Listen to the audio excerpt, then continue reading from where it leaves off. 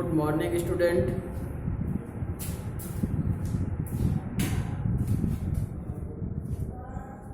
कल के टर्न में आप लोगों ने हिंदी पद्य के अंतर्गत हमारा जो पाठ है साखी, इस साखी पाठ के पहला दोहा हमने पढ़ा था, जिसकी व्याख्या किस प्रकार करनी है वो हमने बताया था।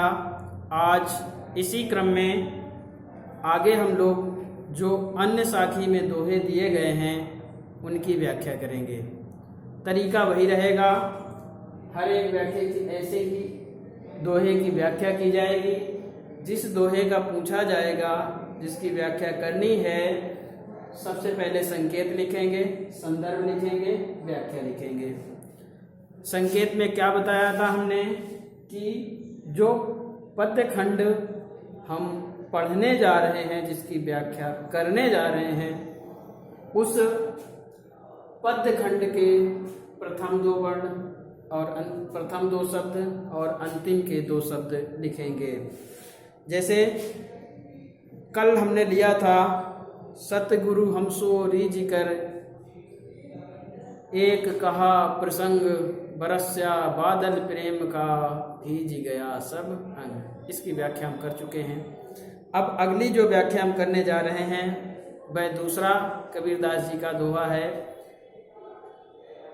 राम नाम के पट तरे देबे कौ कछु नाहि, क्या ले गुर संतोष ये हौस रही मन माही। अगला ये आपका दोहा है। तो क्या कहा, राम नाम के पट तरे देबे कौ कछु नाहि, क्या ले गुर संतोष ये हौस रही मन माही। तो क्या रही, मन माही। ये आपका संकेत पूरा होता है। संदर्भ लिखना हमने बता दिया है, एक बार हम पुनः बोल करके सुना देते हैं, ध्यान से सुनिएगा। प्रस्तुत पद्यांश या प्रस्तुत पद्य खंड हमारी पाठ्य पुस्तक हिंदी के कौन से पाठ से, साखी नामक पाठ से लिया गया है, जिसके रचयिता कौन है, कबीरदास जी हैं। ये बात अच्छी से समझ में आ गई होगी। इस संदर्भ लिखने के बाद फिर हम व्याख्या लिखना शुरू करते हैं। व्याख्या हम आपको बता रहे हैं, समझने का प्रयास करिएगा। कहा, राम नाम के पटतरे, पटतरे माने बदले में या बराबर, शब्द आया पटतरे।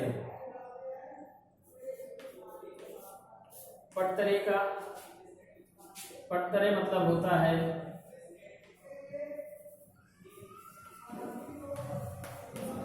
बदले में या बराबर। पटतरे देबे कौ कछु नाही, क्या ले गुर संतोषिए। संतोषिए मीन संतोष। हौस रही मन माही, हौस माने इच्छा।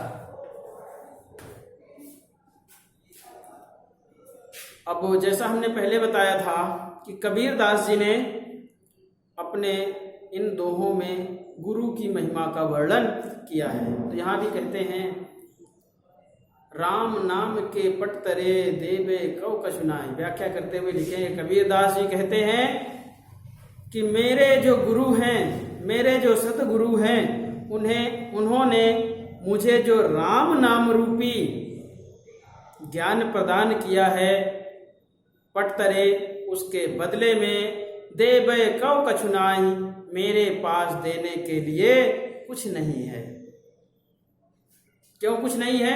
क्योंकि वो ये बताते हैं कि जो राम नाम है ये अमूल्य है, इसके बराबर कोई चीज है ही नहीं है जिसे मैं गुरु को दे सकूं। तो क्या कहा, राम नाम के पटतरे, मुझे जो मेरे सतगुरु ने राम नाम रूपी ज्ञान प्रदान किया है, उसके बदले में मेरे पास देने के लिए कुछ नहीं है, उसके बराबर मेरे पास देने के लिए कुछ नहीं है। आगे क्या कहा, क्या ले गुरु संतोषिए हौस रही मन माई। इसे पीछे से पढ़ के आइए। हौस रही मन माई, कबीरदास जी कहते हैं मेरे मन में हमेशा एक इच्छा बनी रहती है, क्या ले गुरु संतोषिए, कौन सी ऐसी चीज है जो गुरु जी पा करके संतुष्ट हो जाएंगे, जिससे गुरु जी को संतोष हो जाएगा। हमेशा मेरे मन में ये इच्छा बनी रहती है। क्या इच्छा? कि मैं ऐसी कौन सी चीज अपने गुरु को दे दूं जिससे उन्हें संतोष हो जाए। फिर से एक बार हम व्याख्या बताते हैं, सुनने का प्रयास करिए। कबीरदास जी कहते हैं कि मेरे सद्गुरु ने मुझे जो राम नाम रूपी ज्ञान प्रदान किया है, उसके बराबर या उसके बदले में मेरे पास देने के लिए कुछ नहीं है। क्यों नहीं है? क्योंकि वह राम नाम अमूल्य है, उसका कोई मोल ही नहीं है। लेकिन कबीरदास जी कहते हैं मेरे मन में हमेशा ये इच्छा बनी रहती है कि ऐसी कौन सी चीज है जो गुरु को दे दूं जिससे मेरे गुरु संतुष्ट हो जाएं। उम्मीद करता हूं सारी बात आपको समझ में आ गई होगी। तो ये रही व्याख्या। व्याख्या के बाद भाषा, शैली, रस, छंद, अलंकार, ये काव्यात्मक सौंदर्य आपको लिखना होगा, जिसे हम कॉपी के माध्यम से प्रोवाइड करवा देंगे। भाषा तो वही देखने, सदुक्कड़ी, शैली, मुक्तक शैली, रस, शांत रस, छंद, दोहा, अलंकार, अनुप्रास।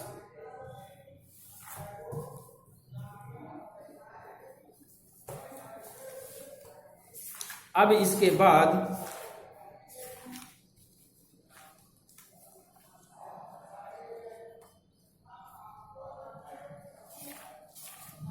आप देखेंगे अगला जो दोहा है,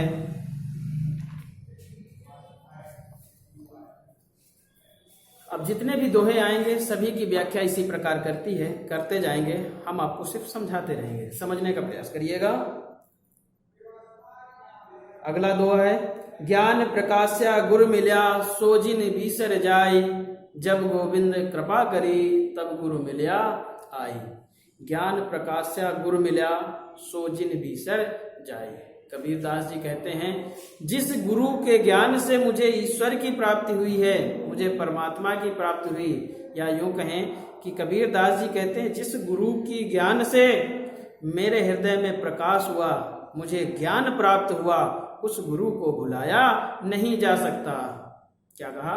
कबीरदास जी कहते हैं कि जिस गुरु की वजह से, गुरु के ज्ञान से मेरे हृदय में प्रकाश हुआ या मुझे परमात्मा की प्राप्ति हुई, उस गुरु को भुलाया नहीं जा सकता। और मुझे ऐसा जो गुरु है, ज्ञान प्रदान करने वाला जो गुरु है,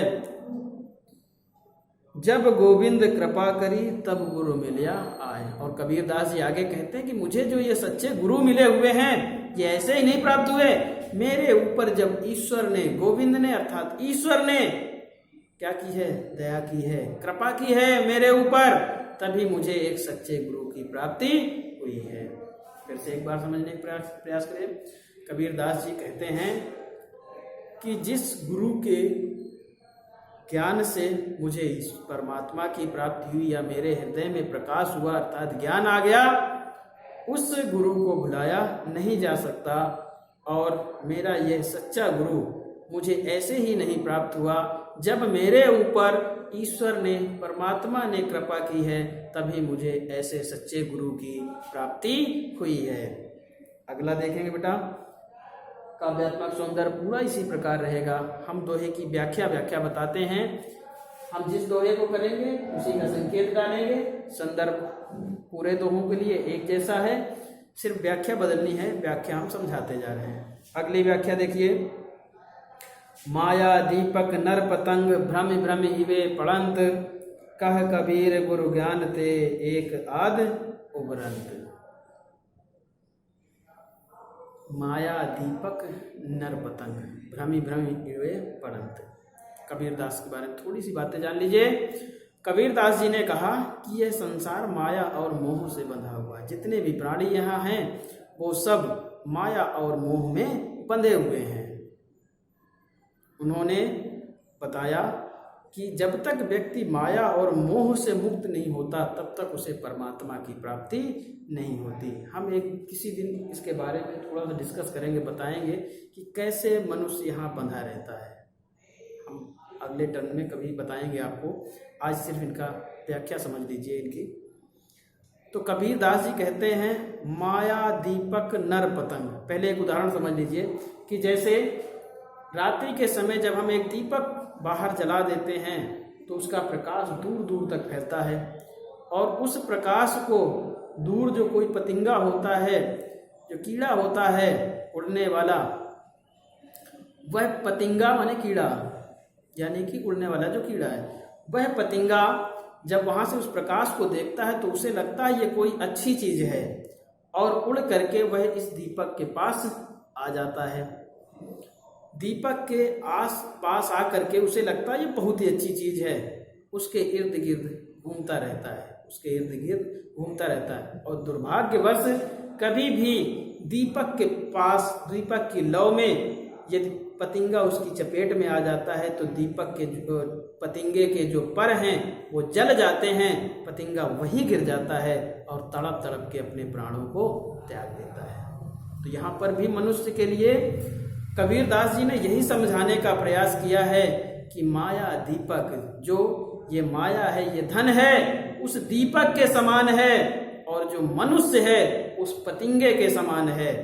तो मनुष्य जिस प्रकार पतंगा दीपक के पास आकर के उसके चारों ओर घूमते घूमते अपने प्राणों को त्याग देता है, ठीक उसी प्रकार कबीर दास जी कहते हैं मनुष्य भी इस माया के जंजाल को भ्रमवश पहचान नहीं पाता। उसे लगता है ये धन ही सब कुछ है, और जीवन पर्यंत इस धन के पीछे घूमते घूमते अपने प्राणों को त्याग देता है। ये रहा पहली लाइन। दूसरी लाइन है, कहे कबीर गुरु ज्ञान थे एक आध उबरंत। तो माया के जंजाल में संसार के सभी प्राणी फंसे हुए हैं। कबीर दास जी कहते हैं कहीं हजारों लाखों में एक आधा ऐसा व्यक्ति होता है जिसे सच्चे गुरु का ज्ञान मिल जाता है और वह इस माया के जंजाल से बच जाता है। बात समझ में आ गई होगी। हम अगले दोहे पर बात करते हैं। जब मैं था तब गुरु नहीं, अब गुरु हैं हम नाई, प्रेम गली अति साकरी, तामे दो न समाई। कबीर दास जी कहते हैं मैं माने अहंकार घमंड। समझने का प्रयास करिए।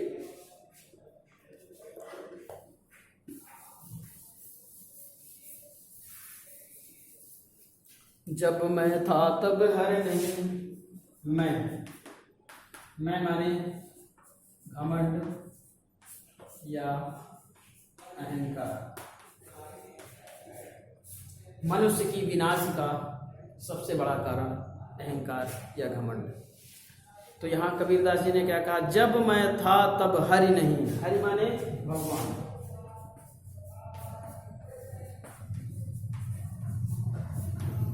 ईश्वर, परमात्मा, भगवान, अल्लाह, जो जैसा माने। तो क्या कहा, जब मैं था तब हरि नहीं, अब हरि हैं मैं नाही। कबीरदास जी कहते हैं कि जब तक मेरे हृदय में अहंकार था, घमंड था, तब तक क्या था, जब तक हृदय में अहंकार था, घमंड था, तब तक मुझे ईश्वर की प्राप्ति नहीं हुई। जब मैं था तब हरि नहीं, अब हरि हैं मैं नाही। और क्या हुआ, अब जब एक बार मेरे हृदय में ईश्वर का वास हो गया तो मेरा सारा अहंकार, मेरा सारा घमंड नष्ट हो गया, समाप्त हो गया। जब मैं था तब हरि नहीं, अब हरि हैं मैं नाही। क्या कहा कबीरदास जी ने, जब मेरे अंदर अहंकार था, घमंड था, तब मुझे ईश्वर की प्राप्ति नहीं हुई, अर्थात मेरे हृदय में ईश्वर का वास नहीं था। अब हरि है मैं नाही। और अब जब एक बार मेरे हृदय में ईश्वर का वास हो गया तो मेरे हृदय का सारा अहंकार, संपूर्ण अहंकार नष्ट हो गया। और अगली लाइन क्या कहा, प्रेम गली अति साकरी, तामे दो न समाय। क्या कहा कि हमारे हृदय की ये प्रेम रूपी गली इतनी सकरी है कि इसमें दो लोग एक साथ नहीं रह सकते, या तो ईश्वर ही रहेगा या फिर घमंड ही रहेगा। जब तक घमंड रहेगा ईश्वर नहीं रहेगा, जब एक बार ईश्वर का वास हो जाएगा तो फिर घमंड हट जाएगा। तो ये रहे कुछ कबीरदास जी के साखी के दोहे, जिन्हें आप लोगों ने पढ़ा, बड़े ध्यान से पढ़ा होगा। तो बच्चों, आज की कक्षा यहीं पर समाप्त करते हैं। अगले टर्न में इसी के आगे हम पुनः फिर से आप लोगों से जुड़ेंगे। तो मुझे इजाज़त दीजिए। धन्यवाद।